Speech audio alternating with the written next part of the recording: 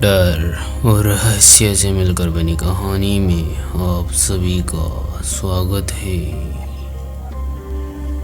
मित्रों, मेरा नाम पीयूष पाटनी है और मैं मध्य प्रदेश के बुरहानपुर ज़िले का रहने वाला हूँ।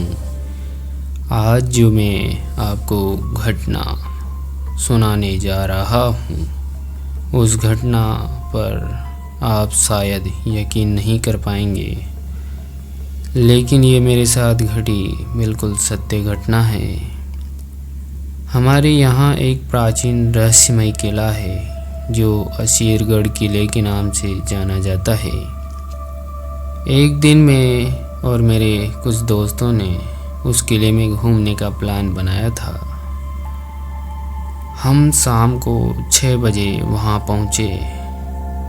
हम जब उस किले के द्वार पर पहुँचे तो वहाँ ताला लग चुका था, क्योंकि शाम 5 बजे के बाद यह द्वार बंद हो जाता है और कोई भी यहाँ नहीं आता। उस किले के पास में मैं और मेरे दोस्तों के अलावा कोई नहीं था। अब हमने सोचा कि इतने दूर आए हैं और बिना किला देखकर जाएंगे तो बहुत दुख होगा। फिर हमने देखा कि गेट के पास में एक दीवार पर से किले के अंदर जाने का थोड़ा सा रास्ता बचा हुआ था।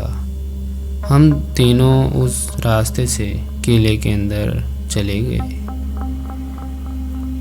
अब हम किले में घूमने लगे। वो किला काफ़ी साल पुराना था और हमें ये किला देखकर टीवी में आने वाले सीरियल की याद आ गई। हम बातें करते हुए आगे बढ़ रहे थे। ऐसे घूमते घूमते हम एक बंद अंधेरे हिस्से में जा पहुँचे जो 2 मंजिला था। मैं छत पर चढ़ चुका था और मेरे दोनों दोस्त नीचे घूम रहे थे। ऊपर छत जब एक अंधेरे कमरे में पहुंचा तो मुझे किसी के रोने की आवाज़ सुनाई देने लगी। मैं थोड़ा घबरा गया। जब हिम्मत करके आगे बढ़ा तो मेरे सामने एक बूढ़ी औरत कोने में बैठी रो रही थी। मेरे पसीने छूटने लगे। मैंने वहाँ से निकलने का विचार किया, लेकिन फिर हिम्मत करके उस औरत की तरफ बढ़ गया और उससे पूछा, माई, इतने अंधेरे किले में आप क्या कर रही हो और क्या यहाँ आपको डर नहीं लगता? लेकिन वो औरत थोड़ी देर चुप रही और फिर बोली, क्या तुम मुझे सुन सकते हो? मैंने डरते हुए कहा, हाँ, मैं तुम्हें सुन भी सकता हूँ और देख भी सकता हूँ। फिर उस औरत ने कहा कि कई सालों से इस किले में मैं मदद की गुहार लगाती आ रही हूँ, लेकिन कोई यहाँ मेरी नहीं सुनता, और आज तुमने सुना। अब मैं समझ गया कि वो कोई आत्मा थी, लेकिन वो डरावनी नहीं होने की वजह से मुझे डर नहीं लगा और आत्मा से बात करने की उत्सुकता बढ़ती गई। उस औरत ने कहा, मैं तुम्हें कोई नुकसान तो नहीं पहुंचाऊंगी। यह कहकर वो अपनी आप बीती मुझे सुनाने लगी। उसने बताया, मेरा नाम इंदुमती है। मैं यहाँ के राजा की रानियों में तीसरी रानी हुआ करती थी। मुझसे 2 बड़ी रानियां और एक मुझसे छोटी रानी थी। वो दोनों बड़ी रानियां मुझसे ईर्ष्या द्वेष भावना रखती थी, क्योंकि मैं उन चारों से अधिक न्यायप्रिय और राजा की अधिक चहेती थी।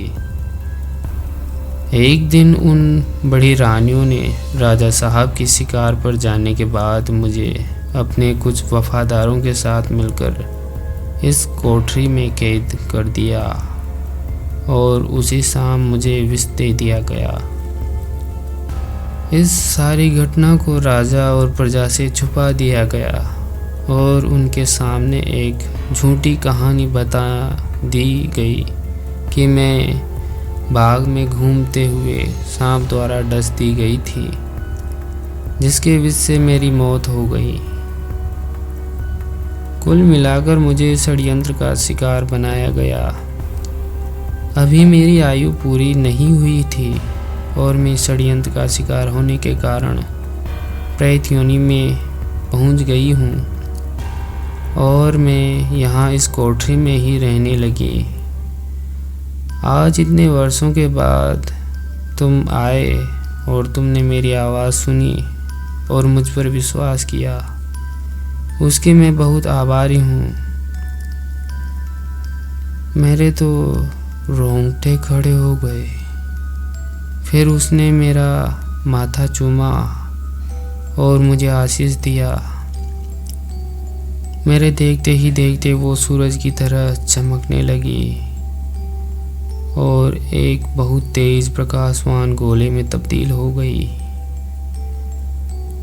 इस सारी घटना के समय उस कोठरी में पूरा प्रकाश छाया हुआ था और एक धमाके के साथ किले की सारी कोठरी एक बार खुली और बंद हो गई और वो प्रकाश का गोला सब कुछ अपने आप में समेटे हुए उस रोशनदान से बाहर की ओर चला गया।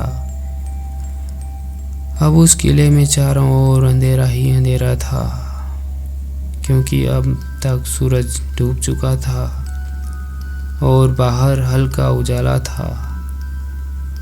अभी पूरी तरह से अंधेरा नहीं हुआ था। थोड़ी देर में मुझे मेरे दोस्तों के चिल्लाने की आवाज़ सुनाई देने लगी। आप ये सुनकर विश्वास नहीं करेंगे कि मैं 20 मिनट तक उस बंद किले में बेहोश पड़ा था और मेरे दोस्त मुझे ढूंढते हुए यहाँ पहुंचकर मुझे आंखों में मोबाइल के टॉर्च की रोशनी से होश में लाए थे।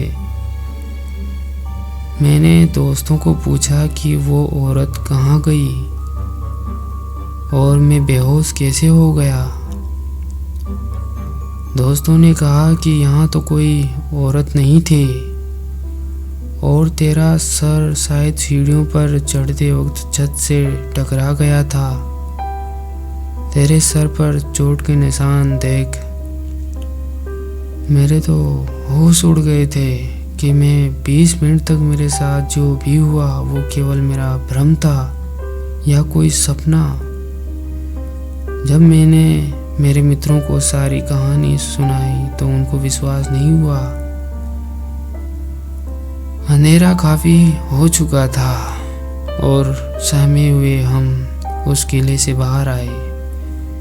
मित्रों, इस तरह मेरा आत्मा से साक्षात्कार जो हुआ वो मेरा भ्रम था या सच्चाई, मैं खुद नहीं जान पाया। आज भी मैं उस किले के बारे में जब सोचता हूँ तो किले की उस औरत की तस्वीर मेरे सामने आ जाती है और उसकी कही आप बीती मेरे कानों में गूंज उठती है। तो मित्रों, अगर आपको मेरी बीती कहानी पसंद आए तो अपने मित्रों को ज़रूर शेयर करें। तो दोस्तों, आपको ये डर और रहस्य से मिलकर बनी कहानी कैसी लगी? अच्छी लगी तो लाइक शेयर सब्सक्राइब ज़रूर करें। ऐसे ही डरावनी और रहस्यमय कहानियाँ सुनने के लिए चैनल को सब्सक्राइब करें। मिलते हैं नेक्स्ट वीडियो में, तब तक के लिए डरते रहिए।